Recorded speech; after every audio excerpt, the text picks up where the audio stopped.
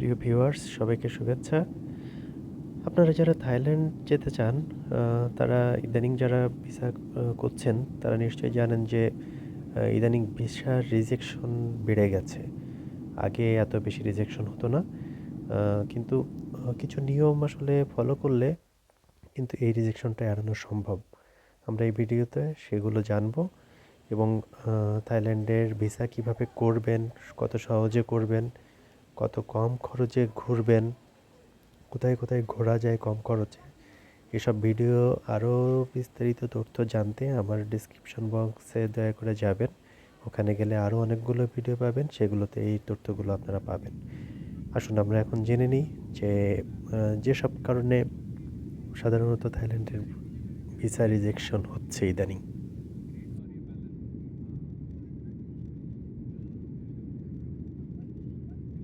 আমরা খেয়াল করেছি যে মূলত 5টা কারণে ভিসা রিজেকশন হয়।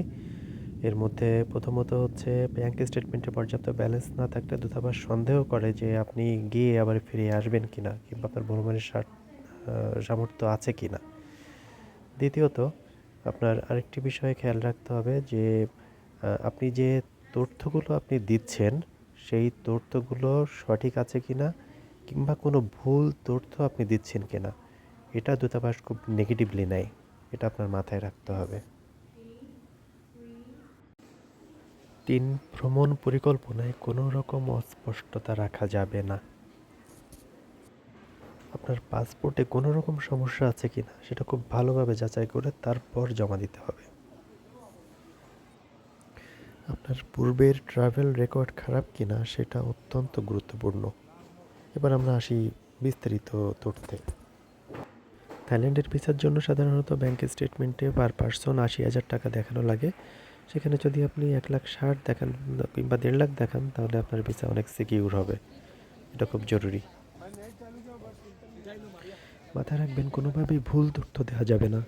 আপনি যা যা করেন, যা আছে তারই বিবরণ দিবেন। তাহলে দেখবেন যে ভিসা রিজেকশন হচ্ছে না।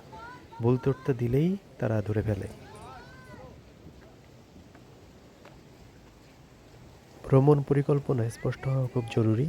আপনার রিটার্ন টিকিট, হোটেল বুকিং সব স্পষ্ট করুন যে আপনি গিয়ে আবার ফিরে আসবেন। এটা তাদের নিশ্চিত করতে হবে ভিসা প্রাপ্তির জন্য। আবেদন করার সময় মাথায় রাখতে হবে পাসপোর্টের মেয়াদ যেন অন্তত 6 মাস থাকে এবং পাসপোর্টের অবস্থা যেন ভালো থাকে, কোনো ছেঁড়া কিংবা ভেজা এগুলো যেন না থাকে। এটা খুব জরুরি।